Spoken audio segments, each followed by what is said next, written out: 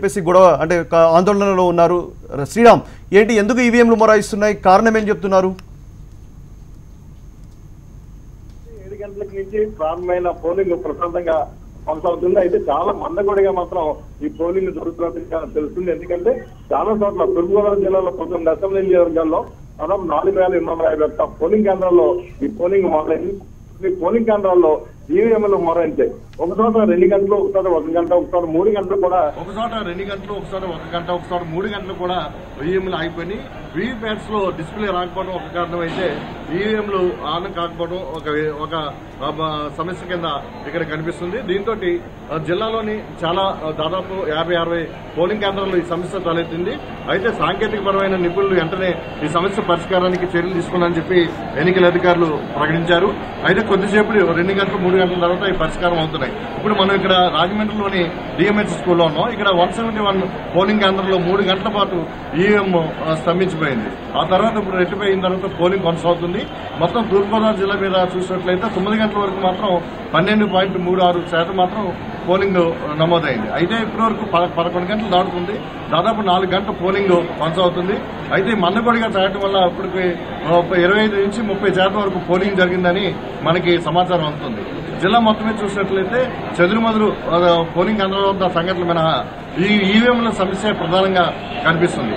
ఇప్పుడు ప్రస్తుతం తూర్పుగోదావరి జిల్లాలో దాదాపు 42,44,36,000 మంది ఓట్లు ఉన్నారు. అయితే ఇందులో ఇలాగే జరిగితే ఇది ఈవీఎంల దగ్గర చాలా సమస్య ఉండడంతో, స్లోగా జరగడంతో చాలా ఆలస్యం జరిగే పరిస్థితి ఉందని చెప్పి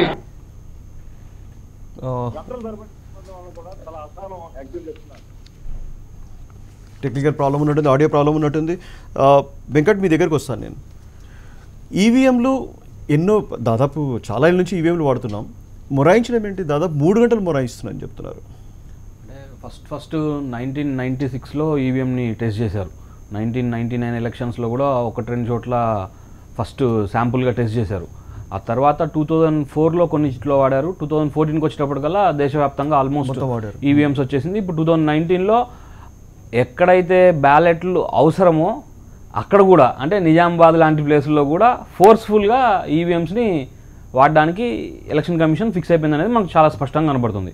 సో దేశవ్యాప్తంగా బ్యాలెట్ లేదు, ఈవీఎం ఖచ్చితంగా ఇంప్లిమెంట్ చేస్తున్నాం, ఈవీఎంతోనే ఎన్నికలకు వెళ్తున్నాము అనేటువంటి ఒక స్పష్టమైన సంకేతాన్ని అయితే ఎలక్షన్ కమిషన్ ఇచ్చింది నిజామాబాద్ ఎన్నిక ద్వారా. ఇలాంటి సిచ్యువేషన్లో, ఇలాంటి సందర్భంలో దానికి తగ్గట్టు బ్యాకప్ లో మనం రెడీగా ఉన్నామా లేదా? నేనేమంటున్నా వెంకట, 2 ఇష్యూస్ ఇక్కడ. ఒకటేమో ఈవీఎం, అందులో సాంకేతిక సమస్య తలెత్తడం ఒకటి. ద్వివేది చెప్పినట్టు సిబ్బంది ఏదైతే ఆన్ చేయాలనో వాళ్ళైతే ప్రాపర్ ట్రైనింగ్ ఇచ్చినామనుకుంటా, కానీ వారు సరిగ్గా దృష్టి పెట్టకపోవడం కారణంగా వచ్చిన ప్రాబ్లం ఒకటి. ఈ రెండిటిలో ఏది ముఖ్యం అనుకుంటున్నారు మీరు? అంటే అది ఒక్కొక్క దగ్గర ఒక్కో రకంగా ఉండొచ్చు. ఎందుకంటే ఇప్పుడు ఎవరైతే ఎలక్షన్ విధుల్లో ఉన్నారో వాళ్ళకి అదే పని కాదు. వాళ్ళు వేరే వేరే డిపార్ట్మెంట్స్లో, ఎడ్యుకేషన్ డిపార్ట్మెంట్ కావచ్చు, పంచాయతీరాజ్ డిపార్ట్మెంట్ కావచ్చు, రెవెన్యూ డిపార్ట్మెంట్ కావచ్చు, డిఫరెంట్ డిపార్ట్మెంట్స్లో ఉన్న గవర్నమెంట్ ఎంప్లాయీస్ని తీసుకొని వాళ్ళకు 1 గంట 2 గంటలో ట్రైనింగ్ ఇచ్చి, లేదా ఒక పూట ట్రైనింగ్ ఇచ్చి ఇది చేయండి అని చెప్పి మధ్యలో ఒక 3-4 రోజులు మళ్ళీ గ్యాప్ వస్తుంది ట్రైనింగ్ అయిన తర్వాత. కొంతమందికి ట్రైనింగు ఈ షెడ్యూల్ ప్రకారం పోతే 10 రోజుల ముందు ట్రైనింగ్ అయిన వాళ్ళు ఉన్నారు. 10 రోజుల తర్వాత ఇప్పుడు ఒక 55 ఏళ్ళ వాళ్ళు, 50 ఏళ్ళ ఎంప్లాయీస్ ఉంటారు. వాళ్ళు ప్రాపర్గా వాట్సాప్, ఫేస్బుకే వాడలేదు ఈరోజు. వాళ్ళని తీసుకొచ్చి ఈవీఎంలో ఇది మాక్ పోలింగ్ వాళ్ళు నిర్వహించాలి, వాళ్ళకు ప్రిసైడింగ్ ఆఫీసర్, అందరూ అప్డేట్ అవ్వలేరు కదా. ఈ మాక్ పోలింగ్ గొడవ అయినట్టు లాస్ట్ టైం కనిపించింది కదా రాజ్మోహన్ గారు. మాక్ పోల్ చేశారు కానీ దాని బటన్ క్లోజ్ చేయలేదు. దాని కారణంగానే, అంటే లాస్ట్ టైం తెలంగాణ అసెంబ్లీ అయినప్పుడు మాక్ పోలింగ్ చేశారు కానీ స్విచ్ ఏదో ఆఫ్ చేయాలో చేయకుండా అట్లే కంటిన్యూ చేశారు కానీ గొడవ అంతా జరిగిందని చెప్పేసి. అట్లానే ఏం లేదండి, అప్పుడు జరిగినాయి. ఇప్పుడు మనం మొన్ననే మన ఇక్కడ తెలంగాణకు ఆంధ్రకు కొంత వెలుసుబాటు ఉంది, డిఫరెన్స్ ఉంది. మీరు అక్కడ ద్వివేది చెప్పిన అంటున్నారు కదా, వాళ్ళకి ఇప్పుడే ఎన్నికలు స్టార్ట్ అయినాయి. మనం ఆల్రెడీ మొన్నే ఆల్రెడీ ట్రైనింగ్ తీసుకున్నారు, రెండోసారి ట్రైనింగ్ కూడా అయిపోయింది. మన వాళ్ళు అప్డేట్ అయిపోయినారు బాగా. అక్కడ వాళ్ళు చెప్పినట్టు ఇక్కడ అధికారి చెప్పట్లేదు, అక్కడ ద్వివేది చెప్పినట్టు ఇక్కడ మన రజిత్ కుమార్ చెప్పట్లేదు.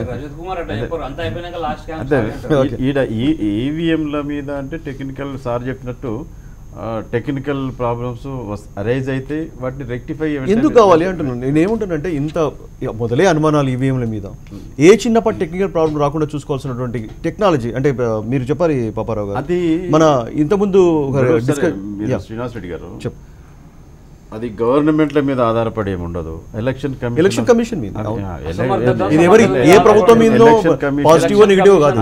ఎలక్షన్ కమిషన్ సరే ఇది వరకు అనేక సందర్భాల్లో ఇటువంటి ఇది అరైజ్ అయితేనే ఉన్నది కాబట్టి వాళ్ళు రెక్టిఫై చేసి అంటే దీని వెనకాల మళ్ళీ ఇంకొక ఆరోపణ కూడా వస్తుంది కదా, ఎలక్షన్ కమిషన్ అంతా అధికార పార్టీకి అనుకూలంగా పనిచేస్తుందని చెప్పేసి అంటే ప్రతిసారి వచ్చేవి.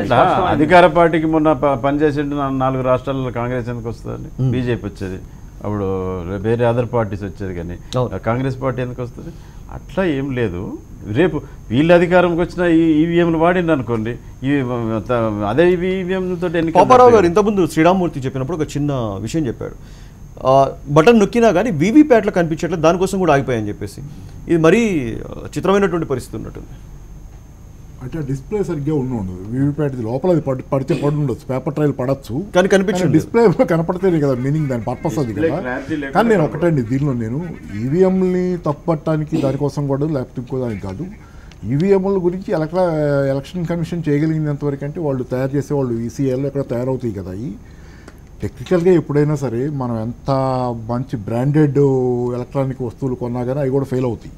వాళ్ళు ఎవరు గ్యారంటీ ఎవరు రిప్లేస్మెంట్ ఇస్తారు తప్పితే దాని రిపేర్. అంటే నేనేమంటున్నట్టు టీవీ రిపేర్ అయితేనో అది మనకు సంబంధించింది, వాచ్ అయితే మనకు ఇండివిజువల్ సంబంధించింది, ఇది సమాజానికి మొత్తానికి సంబంధించిన ఈవీఎంలో కాదు కరెక్టే. కానీ దానిలో కూడా జాగ్రత్తలు తీసుకోవాలి సరిగ్గా ఉండటానికి. కానీ డిస్పైట్ దట్ జరుగుద్ది, జరిగితే ఇక్కడ జాగ్రత్తలు తీసుకోవాల్సింది ఎక్కడంటే ఎలక్షన్ కమిషన్ ఫెయిల్యూర్, బ్యాకప్ సరిగ్గా లేకపోవటం, రిప్లేస్మెంట్ తాలూకు బ్యాకప్ ఎలక్ట్రానిక్ కమిషన్ ఫెయిల్ అవటాన్ని నేను తప్పట్టల్లా, అవి ఫెయిల్ అవుతాయి, ఎంతో కొంత పర్సెంటేజ్ ఉంటుంది. మీరు ఎంత 100% క్వాలిటీ చెకింగ్ 100 సార్లు చేసినా అది ఫెయిల్ అవుతుంది. ఒకసారి తాడిపత్రికి వెళ్దాం, మళ్ళీ వస్తాను పాపారావు గారు, మీకు ఒకసారి తాడిపత్రి దగ్గరికి వెళ్దాం. అక్కడ మా ప్రతినిధి ప్రవీణ్ రెడ్డిగా ఉన్నారు, అక్కడ కాస్త ఉద్రిక్త పరిస్థితి ఉందని చెప్పేసి. ప్రవీణ్, ఏంటి తాజా సమాచారం మీ దగ్గర?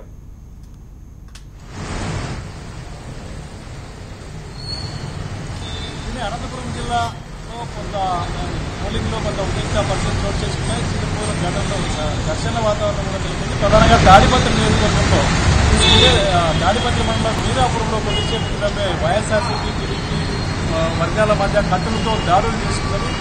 ఈ ఘర్షణలో ముగ్గురు పరిస్థితి విషమంగా ఉంది.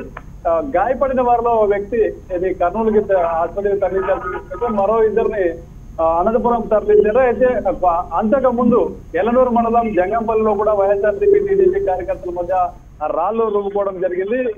ఇరు వర్గాల మధ్య పూర్తి ఘర్షణ వాతావరణం నెలకొందని చెప్పొచ్చు. అయితే ఇవాళ ఉదయం నుంచి కూడా అనంతపురం జిల్లాలో చెదురుమదురు సంఘటనలు జరుగుతూనే ఉన్నాయి. ఉదయం గుత్తిలో మధుసూదన గుప్తా జనసేన అభ్యర్థి ఈవీఎం ధ్వంసం చేయడం జరిగింది. అదేవిధంగా రాప్తాడు నియోజకవర్గానికి వస్తే రాప్తాడు నియోజకవర్గంలో తనపలో ఈవీఎంలని ధ్వంసం చేశారు గ్రామస్తులు, ఆలస్యం జరిగిందని చెప్పి. అదేవిధంగా ఆత్మకూరు మండలం సిద్ధరాంపురంలో టీడీపీ వైఎస్ఆర్సీపీ కార్యకర్తల మధ్య రాళ్లు రూపుకోవడం జరిగింది. సంఘటనలో దాదాపు 5 మంది తీవ్రంగా గాయపడ్డారు. ఎన్నికల జరుగుతున్న నేపథ్యంలో టీడీపీ వైఎస్ఆర్సీపీ మధ్య నెలకొన్న ఉద్రిక్తతలు ఈ మొత్తం ఘర్షణకి కారణమని చెప్పచ్చు. టెక్నికల్ ప్రాబ్లం కారణంగా ప్రవీణ్ మీ మాటలు మేము పూర్తిగా వినలేకపోతున్నాం. మళ్ళీ మీ దగ్గరికి వస్తాం. ఒక చిన్న బ్రేక్ తీసుకుందాం. బ్రేక్ తర్వాత మన